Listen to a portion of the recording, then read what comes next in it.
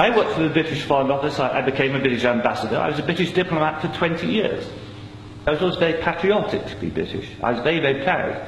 I remember when I first became a British ambassador and first went out in my own flag car with the Union Jack flying on the front as the ambassador, you know, I had a lump in my throat. It was a proud moment for me. It was only 6 months after that I discovered that in the country where I was ambassador, we and the Americans were shipping people in order for them to be tortured. And some of them were tortured to death. Now, as you may imagine, my worldview changed. It was at the same time, about a month later, we invaded Iraq against the will of the Security Council.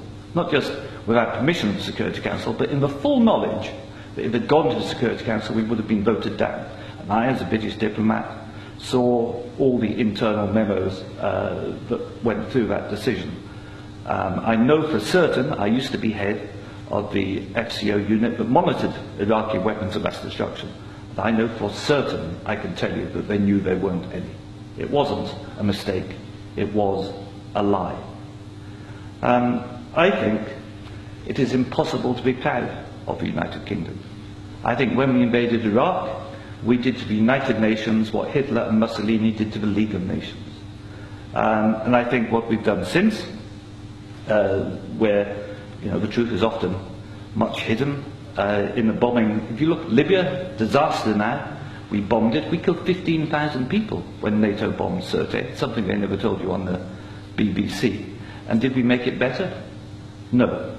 I saw in Uzbekistan, I saw the gas contract signed by Enron and a company called Unocal, which George Bush Sr. was on the board, to dig out gas pipelines from Uzbekistan and Kazakhstan over Afghanistan down to the Indian Ocean. That was actually what the Afghan war was about. They'd actually had talks with the Taliban and Unocal to see if the Taliban would provide pipeline security.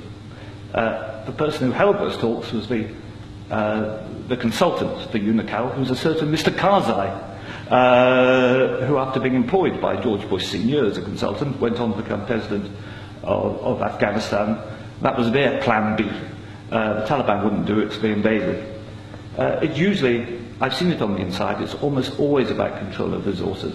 It is every bit as corrupt as our first speaker. I'm sorry, I'm also terrible with names. You are absolutely right, Andrew.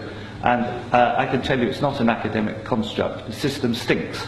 Westminster stinks. The British government is deeply, deeply immoral. They don't care how many people they kill abroad if it advances them. And anybody who votes no is voting to support a psychologically flawed, a pathological state, which is a danger in the world, a rogue state, a state prepared to go to war to make a few people wealthy. That's why I say it's not possible to be a decent person and vote no, and we shouldn't be ashamed to say that.